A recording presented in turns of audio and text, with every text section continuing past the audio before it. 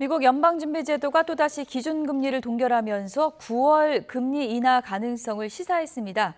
글로벌 경제 움직임이 우리나라에는 어떤 영향을 미칠지 전문가와 좀 짚어보겠습니다. 오건영 신한은행 WM그룹 팀장 나와 계십니다. 어서 오세요. 네, 안녕하세요. 파월 의장이 드디어 확실한 인하 신호를 준 겁니까?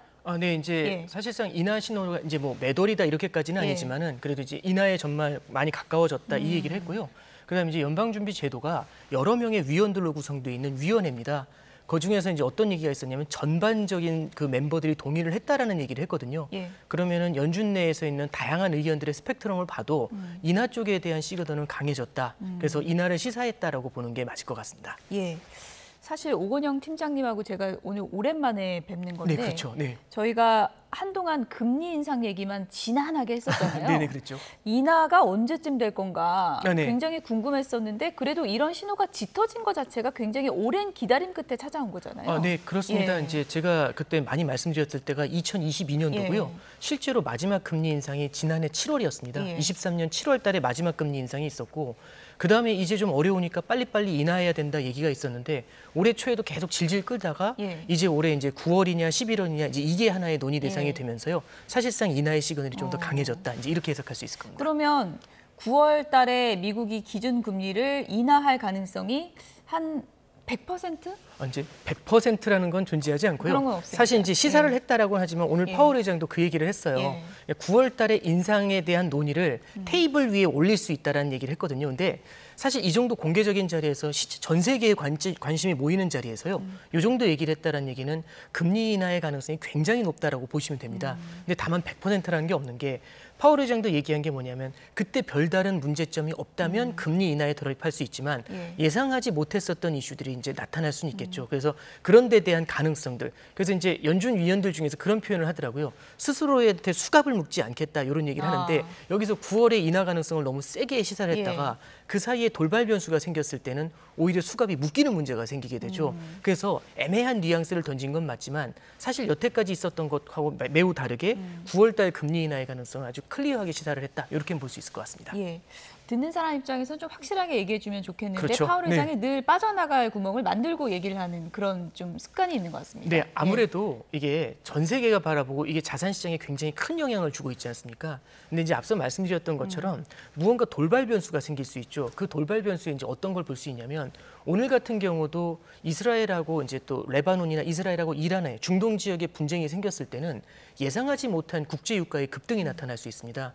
이거는 에너지 가격을 끌어올리게 되면서 되려 물가를 끌어올리는 요인이 될 수 있거든요. 이런 경우에는 의외의 물가 상승이 나타나면서 금리 인하의 발목을 잡을 수가 있죠. 이건 예측할 수 있는 변수는 아닙니다. 또 하나 어떤 걸 말씀드릴 수 있냐면 실제로 시장 자체가 금리 인하에 대해서 너무 환호를 하면서 시장 자체가 너무 뜨거워지게 되잖아요. 주식 시장이 뜨거워지는 것도 이슈지만 사실 연준이 고민하는 것 중에는 부동산 시장도 문제가 됩니다. 미국의 부동산 가격이 너무 뜨거워지게 되면은 이 주거비의 부담이 커지게 되거든요. 주거비의 부담이 커지면서 이게 다시 한번 물가를 자극하는 문제가 생길 수 있습니다. 그러다 보니까 연준 의장 입장에서도 스스로 수갑을 채우는 것들보다는 가능성을 열어놓고 시사를 하는 방향 쪽, 요걸 선택했다라고 볼 수 있을 것 같습니다. 그래도 이제 많은 언론에서 파월을 보통 매파냐 비둘기파냐 그렇게 좀 엇갈리게 썼었는데 오늘 언론에서는 다 비둘기파라고 수식어를 달았더라고요. 네, 근데 사실 이번에는요. 매파나 비둘기파나 되게 비슷한 얘기를 했어요. 왜 그러냐면 매파도 금리 인하를 갖다가 동의를 하고 그다음에 비둘기파도 동의를 합니다. 왜 그러냐면요. 비둘기파는 이렇게 얘기하는 거죠. 이제 경기 침체가 다가올 수 있으니까 빠르게 금리 인하를 해줘야 돼라는 얘기를 하는 거고요. 매파는 뭐라고 얘기하냐면 이게 만약에 경기 침체가 예상하지 못한 경기 침체 때문에 절벽처럼 경기가 주저앉게 되면은 예상했던 것보다 훨씬 많은 수준의 금리 인하를 해야 되지 않습니까? 아직 인플레이션이 다 끝나지 않았는데 인플레이션이라는 불씨가 남아있는 상태에서 너무 많은 금리 인하를 했었을 때는 되려 이 인플레이션의 불안을 키울 수가 있거든요. 그래서 얘기하는 게 예방적으로 먼저 한 번 정도 인하를 해주면 절벽처럼 굴러떨어지는 일은 없으니까 먼저 한 번 해야 조금 금리 인하를 뒤에도 적게 할 수 있다라고 얘기하는 겁니다. 그래서 전반적으로 한 번 정도 먼저 해주고 전반적으로 높은 고금리로 인플레이션을 견제하는 게 오히려 현명한 방법이야라고 얘기하면서 매파에서는 선제적인 인하, 대신에 그 뒤에는 천천히 가기. 근데 비둘기파는 선제적 인하뿐 아니라 이제부터 빠른 금리 인하 사이클의 시작. 요걸 갖고 싸우는 거죠. 근데 매파나 비둘기파나 그 앞단에서 보시면 둘 다 금리 인하에 대해서 이 컨센서스가 만들어진 거는 팩트라고 보시면 됩니다. 예. 비둘기파나 매파나 지금 인하 시그널을 준 거니까 네네. 연준 성명성 문구에도 좀 변화가 있었는데 조금 전 그래픽 다시 한번 좀 보여주실까요? 이런 문구에 그 단어의 그 교체가 좀 있었습니다. 인플레이션 2% 목표인데 그 네네. 목표를 향해서 제한적인 진전이 있었다. 네네. 지난 6월에 저 마디스트라는 단어를 썼는데 네네. 일본에는 일부 진전이 최근 몇 달간 있어요. 사실 저는 저 차이를 잘 모르겠거든요. 네네. 저기 단어가 차이가 있는 거예요. 이제 제한적인이라는 네. 단어보다는요, 일부 썸이라는 단어가요 훨씬 더 진전이 커졌다라고 보시면 됩니다. 그렇군요. 근데 이제 진전이라는 말 자체가 연준이 목표로 하는 물가 목표가 2%인데요, 지금 2.6, 2.5 요 정도까지 다가오고 있습니다. 그러면 3%에서 다가오는 것보다 2.5%에서 다가오니까요. 예. 훨씬 더 그 진전의 폭이 커졌다는 거죠. 그래서 제한적인이라는 표현보다는 일부라는 표현을 이제 같이 쓰고 있는 겁니다. 예. 이 얘기인즉슨 어느 정도는 이제 목표에 많이 다가왔네. 그럼 인플레이션에 대한 부담이 조금은 좀 둔화된 것 같네. 이제 이런 이제 해석이 가능한 거죠. 그러면 9월에 만약에 내리면요. 네네. 한 번 내립니까? 올해 두 번 내립니까? 네, 그게 아까 말씀드렸던 매파와 비둘기파의 차이인데요. 예. 실제 올해 보시면은요. 앞서 말씀드렸던 연준의 매파 같은 경우는 한 번 정도 인하하면 충분하지 않겠어라고 지난 6월 달에 이미 그렇게 언급을 한 바 예. 있습니다. 근데 연준의 비둘기파는 한 2차례도 가능하지 않겠어 요 정도 얘기하고 있는 거고요. 근데 이제 우리 시장이죠. 금융시장은 금리 인하를 좋아하지 않습니까? 그러면 우리는 3번 인하했으면 좋겠는데 이런 얘기를 하고 있습니다. 그래서 셋이 서로 다 동상이몽이라고 해야 되나요? 서로 시장에 기대하고 연준이 갖고 있는 의도하고요. 약간의 괴리가 생깁니다. 예. 그럼 이거는 뭘로 메울 수가 있냐면은 예. 실제로 금리 인하 이후에 시장 움직임이 어떻게 되느냐에 따라 달라질 수 있는데요. 만약에 말씀드렸던 것처럼 경기가 너무 금리 인하했음에도 불구하고 경기가 너무 빠르게 굴러떨어지기 시작을 예. 하면은 그때는 금리 인하의 속도를 되게 빠르게 높이면서요. 2번, 3번도 가능할 수 있겠죠. 예. 그래서 오늘 이제 파월 의장 그 기자회견에서도요. 예. 이 금리 인하 이후의 시그널에 대해서는 어떻게 생각하냐, 많이 내릴 수 있냐니까 아직 그건 논의된 바가 없고 우리는 데이터를 보면서 결정할 것이다. 예. 이 얘기를 다시 한번 강조를 하게 됐었습니다. 팀장님이 늘 정확한 분석을 해주시니까 네네. 개인적으로는 두 번 내릴 것 같으세요? 한 번 내릴 것 같으세요? 2차례 인하의 가능성도 두 차례. 열려 있다라고 생각을 합니다. 예. 이제 9월에 인하를 시작을 하면은 예. 그 다음에 한 차례 정도는 쉬고 12월 달에 인하 가능성도 있는데요. 말씀드렸던 것처럼 데이터를 조금 좀 보면서 고민을 해야 될 것 예. 같습니다. 9월이나 관심 중에 하나가 대선이잖아요. 아, 네. 트럼프 전 대통령이 대선 전에 내리지 말아라 이렇게 공개적으로 얘기했지 않습니까? 아, 네. 이제 예. 앞서 제가 이제 조심스럽게 말씀드리는 이유가요. 예상하지 못하는 변수들이 분명히 등장할 수 있고요. 특히 이 트럼프 후보 측에서 얘기하고 있는 게 트럼프 후보가 사실 올해 초부터 이미 얘기를 했어요. 연준이 금리 인하한다라는 거는 민주당 이제 바이든 행정부 쪽을 밀어주고 있는 그런 케이스다. 예. 그래서 이거는 불공정한 거니까 금리 인하를 하면 안 된다. 그리고 파월 의장에 대해서도 만약 그런 행동을 했었을 때는 파이어라는 얘기까지 하면서 이제 굉장히 좀 시비조로 얘기를 했었거든요. 연준 입장에서 이걸 신경 쓴다라기보다는요. 아마 신경 쓰는 부분은 이걸 겁니다. 분명히 무언가 금리 인하 같은 걸 했었을 때는 예. 여기서 잡음이 많이 들릴 수 있지 않습니까? 그럴 때는요. 금리 인하를 하더라도 굉장히 클리어한, 누가 봐도 반론을 할 수 없을 정도의 클리어한 증거를 만들어 놓고 인하를 하고 싶을 겁니다. 예. 그래서요. 아마 이제 그런 클리어한 조건이 완벽하게 갖춰져 있지 않으면 신중할 수 있거든요. 그래서 그 조건이 완벽하게 갖춰지는지 예. 그건 이제 우리가 바라보는 게 9월 달에는 변수 중에 하나가 파월 아닐까 의장이 뭐 싶습니다. 자리에 연연하고 이러진 않을 것 같은데요. 어떻게 뭐 제가 개인적으로 그분하고 인터뷰해 본 적은 없지만 오늘도 이제 인터뷰할 때 기자회견에서 그 질문이 나왔거든요.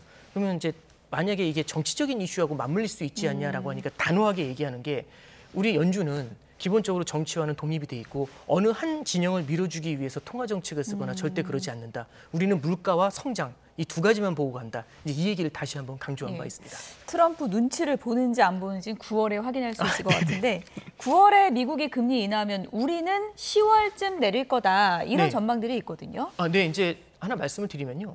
많은 분들이 어떤 명제처럼 미국이 금리를 인하해야 우리나라도 인하할 수 있다. 이렇게 이제 말씀하시는 네. 분들도 많아요.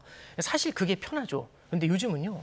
금리 인하를 한다고 하면 시장이 먼저 알고 있거든요. 그렇군요. 금리 인하를 왜냐하면 이미 시사를 한 거나 다름없으니까 그럼 금리 인하를 시장이 먼저 반영을 하기 시작하면서 실제 시장 금리가 먼저 내려오기 시작을 합니다. 그래서 보시면은 최근에 모기지 금리 같은 것도 많이 내려왔거든요.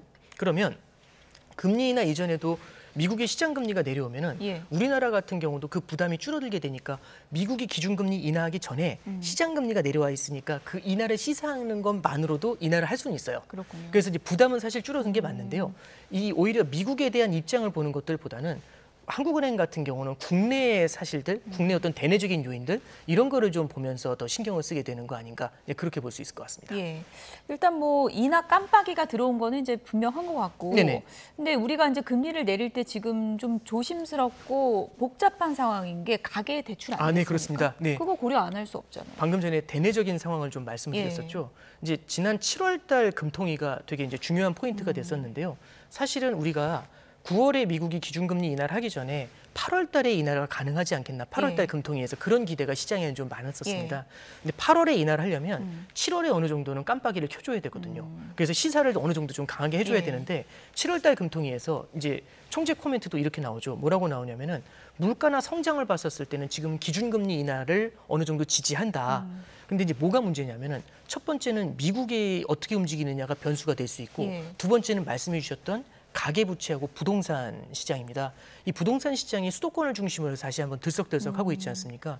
부동산이 가격 자체가 워낙에 높다 보니까 부동산 가격이 상승을 할 때는 이 매수세가 붙게 됐을 때 가계부채의 급증을 부르기 시작을 합니다. 그래서 어설프게 이럴 때 금리 인하를 하면은 시장이 지금 부글부글 끓어오르고 있는 부동산 시장을 갖다가 다시 한번 자극하게 되고 그럼 부동산 가격의 앙등과 함께 가계부채의 급증을 부를 수 있으니까 이거는 되려 금리 인하를 해가지고 이자 부담을 줄여줘서 경기 부양을 하는 것보다는 주거비를 되려 올리면서 금리 인하의 효과를 긍정적인 효과를 희석시켜버리는 거 아니냐 이제 이런 얘기가 나올 수 있죠. 그래서 한국은행 입장에서도 굉장히 이 가계부채라든지 부동산 가격의 흐름 이 두 가지를 좀 신경 쓰고 있는 것 같습니다. 네, 그렇습니다. 그래도 내리긴 내릴 것 같죠? 연내에 인하는 가능할 것 같습니다. 일단 실물 경제 자체를 좀 봐야 될 것 같고요. 다만 어제 이제 금통위 그 의사록이 발표가 됐는데 이틀 전이죠. 금통위 의사록에서도 나와 있는 건 통화정책 사이드에서는 금리 인하에 대한 준비가 어느 정도 되지만 부동산 시장이나 가계부채에 대한 문제가 크지 않습니까? 그래서 이게 거시경제 안정정책이라고 해가지고요. 예를 들어서 DSR 같은 거죠. 가계부채가 늘어나는 걸 제한하는 규제 정책들이 있지 않습니까? 이런 것들의 효과를 확인한 다음에 조금은 신중하게 움직이는 방향 그런 건 이제 정책 조합이라고 하는데 이런 쪽을 좀 바라보게 될 것 같습니다. 어쨌든 지금 뭐 우리도 그렇고 미국도 그렇고 인하의 계절이 오고 있는데 반대로 가는 곳이 있어요. 네네. 일본은 금리를 올렸는데 네네. 이제 뭐 슈퍼 엔저 끝난 겁니까? 어떻게 봐야 네, 됩니까? 일단 두 가지를 말씀드릴 수 있는 게요. 일본은 사실 22년도, 23년도에 전 세계가 인플레이션 부담 때문에 금리를 마구 올릴 때 일본은 내수 경제가 워낙에 약했고 디플레이션의 늪이 워낙 크다 보니까 금리 인상을 하지 못하고 있었어요. 되려 마이너스 금리를 유지해서 사실 올해 3월 달까지 마이너스 금리였습니다. 그럼 다른 나라 금리가 많이 올라가는데 일본은 금리를 올리지 않고 있었으니까요. 그러니까요. 그럼 엔화가 약세를 가게 되겠죠. 왜냐하면 금리 차이가 벌어지면서. 근데 엔 약세가 너무 심해지다 보니까 일본의 수입 물가가 올라가면서 일본의 인플레이션이 심해지는 겁니다. 근데 일본 사람들이 디플레이션에 익숙했던 사람들이 갑자기 인플레이션을 만나니까 굉장히 힘든 삶을 살게 되는 거죠. 그러다 보니까 이거 도저히 못 살겠다. 인플레이션 때문에. 그럼 인플레이션의 원인은 엔저를 잡아줘야 된다. 그럼 엔저의 원인이 금리 차지 않습니까? 그럼 금리 차를 좁히기 위해서는 일본도 뒤늦게 금리 인상으로 따라갈 수밖에 없겠죠. 그래서 지난 3월 달에 처음으로 마이너스 금리를 없앴고요. 그리고 전일 일본에서는 기준금리를 인상해서 현재는 0.25%까지 기준금리를 맞춰놨습니다. 그래서 양국 간의 금리 차를 줄여야 엔 약세를 갖다가 제어를 할 수 있거든요. 그래서 이제 말씀하신 게 그러면 일본이 금리 인상을 시작했다는 거는 사실상 엔저의 종말 아니냐. 그러니까 엔저의 레벨이 어디까지인지 그 정의가 되게 많이 필요한데요. 엔화가 예를 들어서 달러당 엔화가 뭐 140엔 위가 엔저다라고 하면은 그 밑으로 뚫고 내려오려면 아직까지는 시간이 좀 필요합니다. 다만 요건 말씀드릴 수 있을 것 같아요. 급격한 엔저, 극단적인 엔저에서 벗어나려는 시그널은 강하게 준 것 같다. 요 정도 표현으로는 가름할 수 있을 것 같습니다. 그래서 지금 뭐 엔화 이미 많이 사둔 분들은 좀 웃음꽃이 피었다 그러고. 네네. 근데 이제 엔화를 언제부터 사셨느냐가 되게 중요한데요. 시점. 그렇죠. 이제 일본이 이제 결국에는 미국이 기준금리 인하를 한다는 얘기가 있을 때부터 엔화를 사려고 했었는데 22년 말부터 우리나라에서는 엔화를 사들이는 붐들이 좀 있었던 것 같아요. 엔화 예금 같은 게 많이 늘어나고. 근데 그때 당시에 엔화 환율이 100엔에 한 970원, 80원 했거든요. 근데 지금 보면은 850원까지 빠졌다가 지금 이게 한 910원, 20원 정도까지 올라왔습니다. 그러면 980원에 이제 매입을 하셨던 분들 같은 경우는 손실이 조금은 줄어들긴 했지만 아직까지는 마이너스 상태인 거죠. 그래서 이제 한 가지 조언 드릴 게 뭐냐면 어떤 뉴스 하나만을 보면서 이 외환 쪽으로 이렇게 베팅을 하시는 거는요. 개인들이 베팅하는 거는 굉장히 좀 어려운 플레이가 될 수 있다. 예. 그래서 저도 예전에 이제 공부를 할 때 가장 많이 들은 게 환율은 귀신도 모른다는 얘기를 했는데요. 저도 이제 공부를 하면 할수록 예. 마켓을 보면 볼수록 예. 그 말에 공감을 되게 많이 합니다. 예. 그래서 무언가 환율이 오른다 내린다에 배팅하시는 것들보다는 환율이 주는 효과 같은 것들 이런 것들이 좀 집중하시는 게 장기간을 보고 해야 된다. 그렇죠. 하시더라도요. 예. 이게 엔화가 예를 들어서 절상 기조로 전환된다고 하면 예. 한 국가의 통화가 변하는 거는 항공모함을 돌리는 것과 같습니다. 그렇군요. 그 작은 배로 움직이는 건 확확 돌잖아요. 항공모함 같은 경우는 그 해당 국가 통화의 펀더멘탈을 보면서 움직이게 되거든요. 그래서 이런 것들은 천천히 움직이게 마련인데 단기적인 시각을 보면서 접근하는 거는 좀 예. 위험하다. 이렇게 조언해드리겠습니다. 예. 뉴스 보면서 샀다 팔았다 막 이러시는 네네. 그러지 마시라는 네네, 전문가의 그렇습니다. 조언이었습니다. 지금까지 오건영 신한은행 WM 본부 팀장이었습니다. 고맙습니다. 네, 감사합니다.